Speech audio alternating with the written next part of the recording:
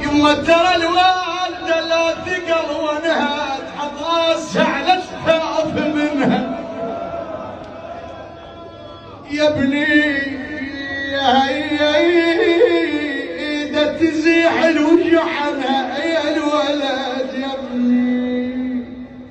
على دارك من يحط الميرة حاجي واقول له شلون اهلنا